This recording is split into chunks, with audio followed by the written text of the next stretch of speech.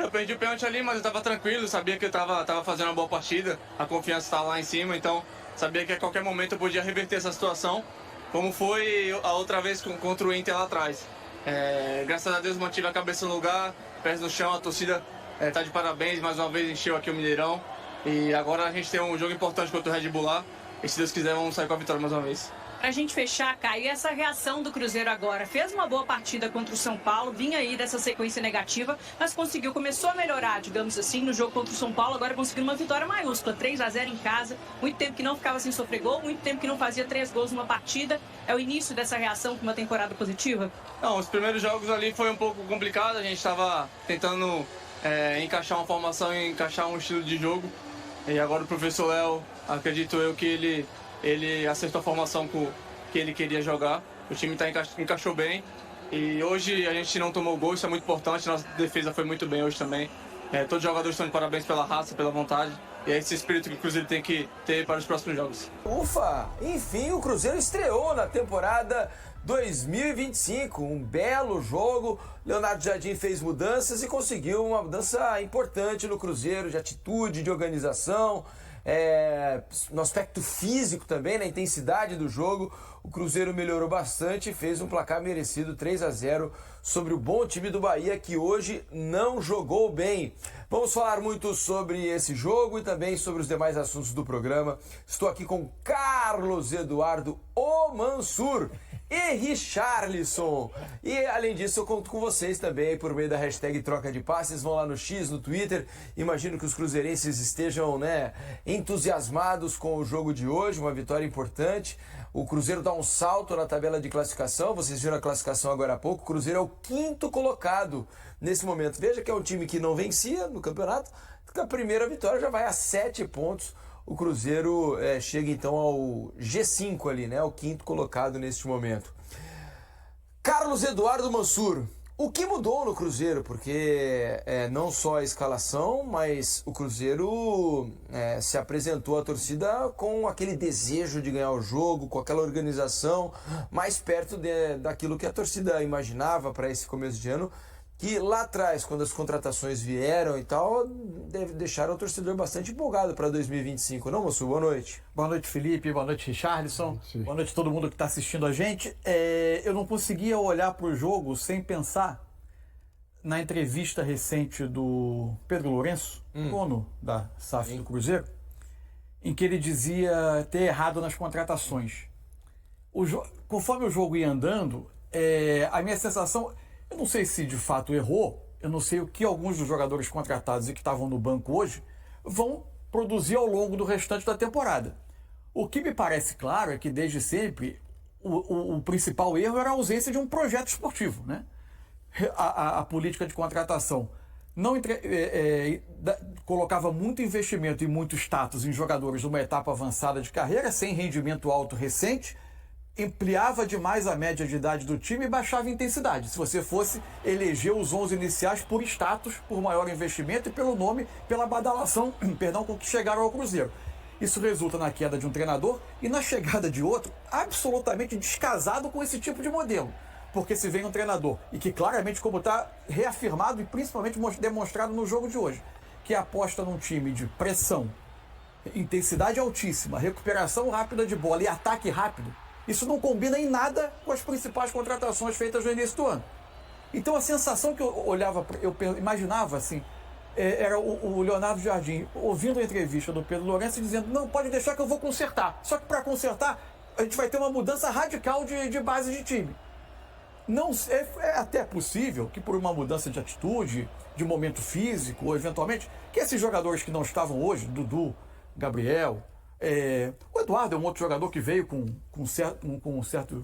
criando alguma expectativa, que eventualmente eles venham a se encaixar nessa ideia e sejam mais do que jogadores para uma parte final de jogo em algumas circunstâncias.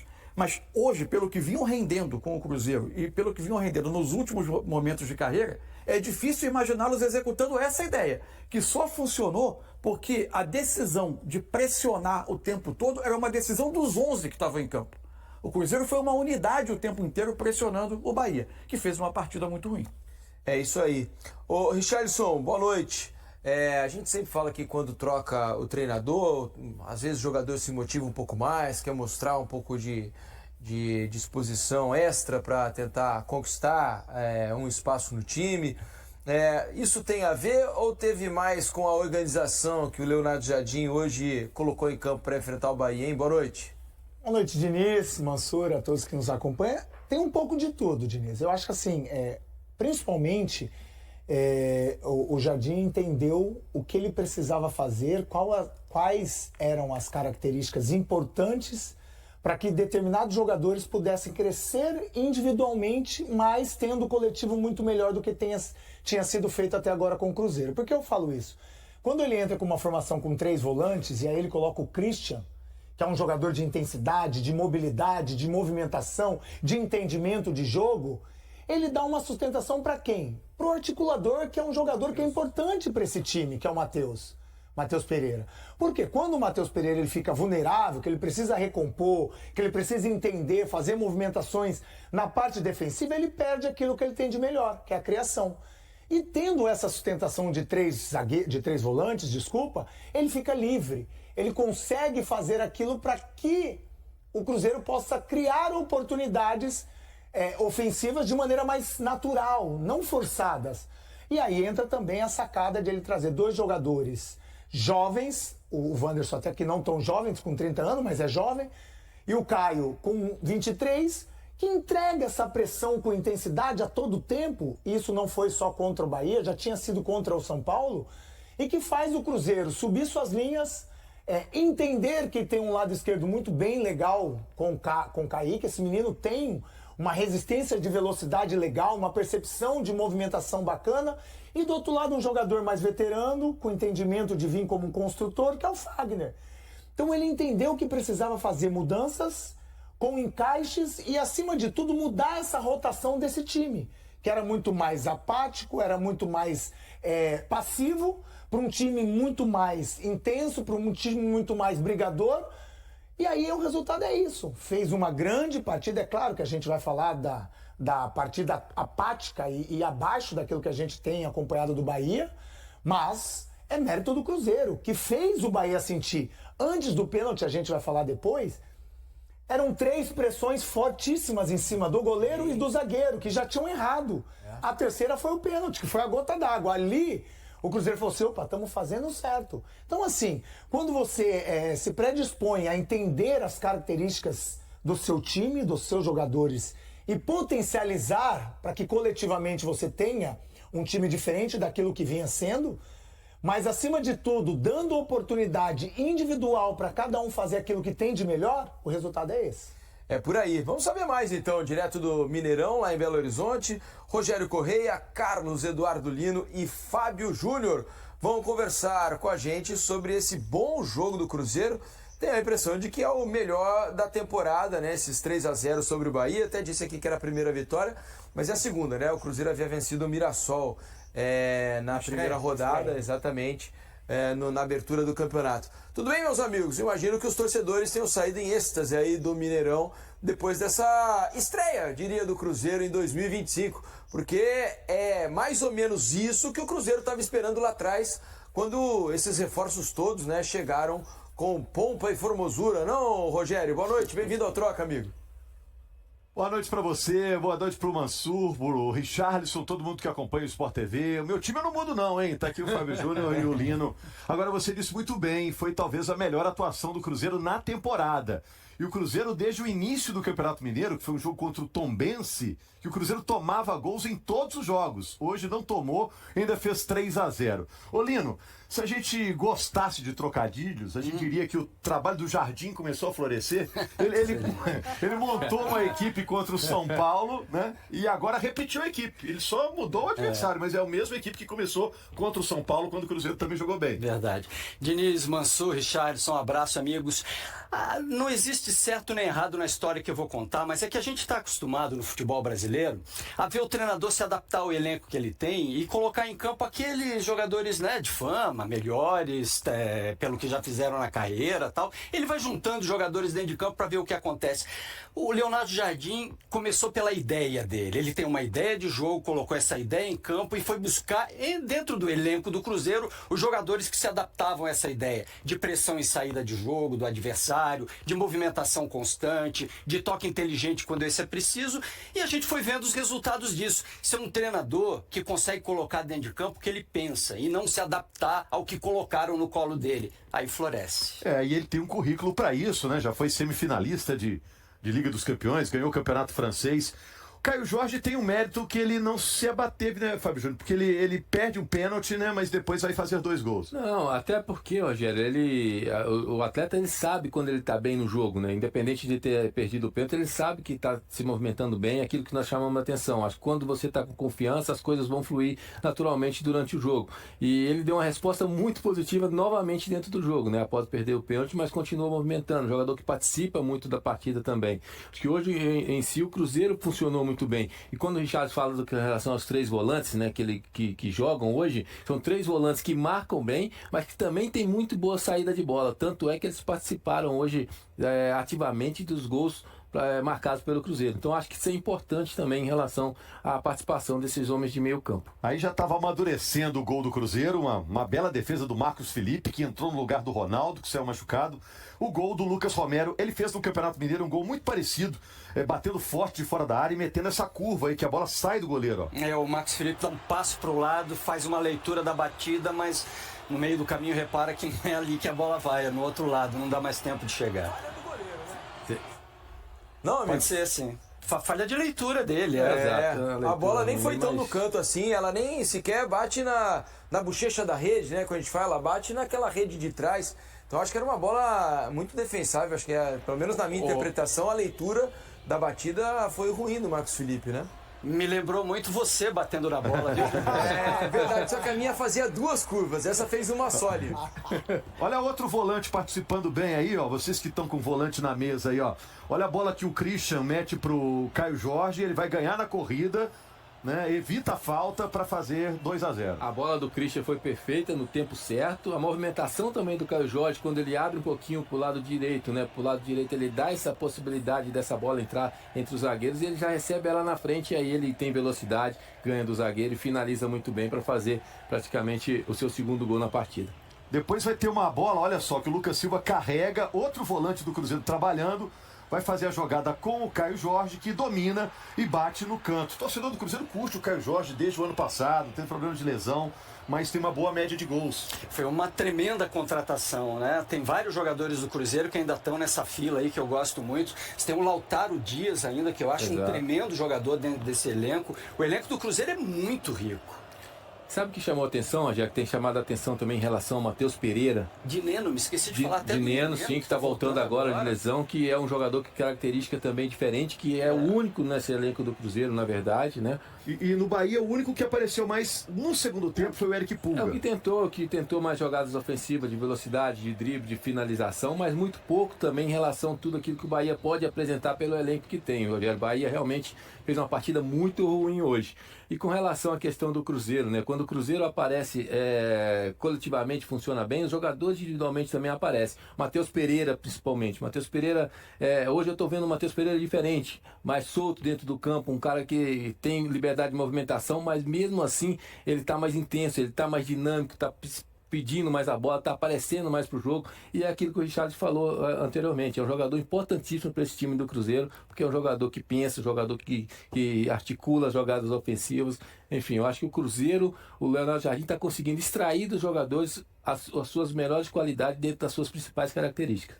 Tem esse fator também, né, Diniz? A volta do Matheus Pereira, que foi pai agora, pai do Theo, desfalcou a equipe do Cruzeiro. Você sabe, né? O leite tá caro, a fralda tá cara. Ele voltou bem, hein? Voltou animado. Tá tudo caro, tá tudo caro. E o Matheus Pereira, que foi por um bom tempo aqui no ano passado, por nós aqui dito, né? No Troca de Paz, inclusive, que era o melhor jogador do Campeonato Brasileiro, né? O melhor meia dentro do nosso campeonato. Depois teve uma queda, aparentemente tá se recuperando. Exato. Exato. O Cruzeiro fez um início de campeonato que chamava atenção, ainda com o Seabra. Deixa eu agradecer aqui, Rogério Correia, Fábio Júnior e Carlos Eduardo Lino. Obrigado, meus amigos. Bom descanso, sempre bom tê-los aqui no Troca de Passes, hein? Bom feriado, boa Páscoa. Para vocês também. Vão devagar no chocolate, né? É isso aí, para manter a boa forma. É isso aí, esse time é de boa forma. Ô Mansur e Richarlison, pra gente fechar aqui, eu sei que você tem uma análise pra gente aí, né, Mansur? Você separou alguns lances? O Richarlison tocou aqui no ponto das pressões antes de surgir o pênalti, que pra mim deram um tom do jogo. Vou chamar a atenção para 3 momentos rapidamente aqui. Vamos lá. Aqui a bola vai voltar. Ainda era o Ronaldo em campo. E aí você vê como o Cruzeiro se ordena para fazer a pressão. Aqui está o Matheus Pereira, que ele vai vigiar o goleiro, mas ao mesmo tempo tenta evitar que a bola venha nos 2 volantes. O Wanderson olha um dos zagueiros, Caio Jorge olha os outros. Olha o outro zagueiro do lado direito. Aqui chegaram por trás Lucas Silva e Lucas Romero para fazer a pressão. Como essa bola entrou nesse zagueiro aqui, o Matheus volta para fazer essa vigilância em um dos volantes. O Caio Jorge vai vigiar o zagueiro da esquerda, no caso que é o Mingo. Por quê? Porque o Lucas Romero vai precisar vigiar o Jean Lucas que vem em apoio. Então é feito esse ajuste. E por aqui está o Christian para fazer a marcação do lateral pelo lado esquerdo. Se a jogada inverte, esse encaixe é todo ele feito para o lado oposto, de uma maneira muito sincronizada e muito bem organizada. Olha aqui, como a bola vai vir para cá, o Wanderson já se coloca na posição aqui para fazer a vigilância. A bola fica com o goleiro do Bahia, com o Ronaldo, que não tem ainda uma opção de passe. O Matheus Pereira, de novo, se aproxima, a bola sai por aqui. Como a bola vai entrar no lateral, aqui no caso que é o Arias, como quem deu o bote na direita foi o Christian e o Wanderson está no dos zagueiros, quem vai aparecer aqui por trás em pressão é o Kaique, lateral, dando bote. Ou seja, todo o time do Cruzeiro é voltado para fazer essa pressão. O Arias, sob pressão, vai dar o passe errado, a bola vai ser recuperada. Isso foi o tom o tempo todo do primeiro tempo, até que vai surgir o lance do pênalti. A bola está com o Ronaldo, ele fica observando, procurando uma opção de passe. Tem aqui os 2 zagueiros, o Matheus Pereira entre o volante e entre o Ronaldo. E aqui quem vai dar o bote é o Caio Jorge, que vai fechar. E ele faz essa corrida, só voltando aqui, ele faz essa corrida orientando o corpo nessa direção para evitar o passe saia no zagueiro, pelo lado esquerdo da defesa do Bahia. Isso aí, quem jogou futsal, Richard, isso aí fazia muito, né? E quem gosta de assistir futsal, sempre ouve na pressão do goleiro o jogador do lado contrário sair. Por quê? Porque o goleiro está virado com o corpo para onde ele recebeu a bola. Então, muitas vezes, ele não vê esse jogador vindo do lado contrário. E quando vê, ele é obrigado a permanecer no mesmo lado. Então, ele não tem a chance de virar a bola para onde aquele marcador está vindo, né? Sim, mas o que mais me chamou a atenção é que todos os comportamentos eles eram dos 11 jogadores. E aí vai chegar o lance para mim que exemplifica a diferença evidente que tem muito de organização, você corre mais quando você sabe o que você tem que fazer, mas também de atitude entre Cruzeiro e Bahia no primeiro tempo, que é o lance do primeiro gol. Eu quero chamar a atenção para um jogador aqui. Para mim foi o grande nome do jogo, que é o Christian.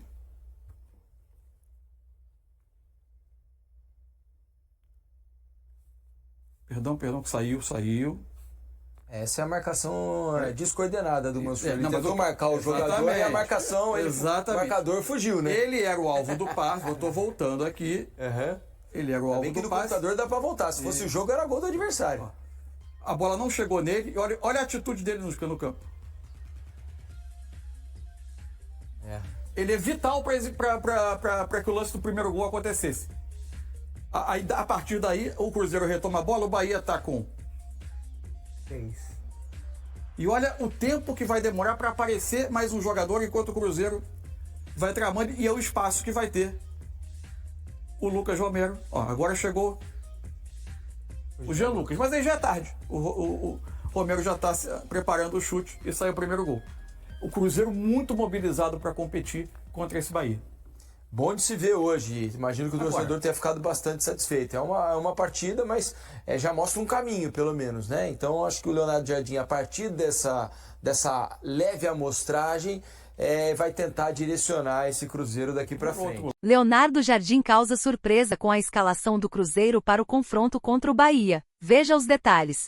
A equipe celeste almeja conquistar a vitória no Gigante da Pampulha para finalizar a rodada no G6 do Campeonato Brasileiro. Na próxima quinta-feira, 17, às 21h30, no Mineirão. O técnico português Leonardo Jardim surpreendeu ao escolher a mesma formação da partida anterior para enfrentar o Bahia, algo que não havia feito desde sua chegada ao Cruzeiro em fevereiro. Na rodada passada, a equipe empatou em 1-1 com o São Paulo no Morumbi, após estar em desvantagem.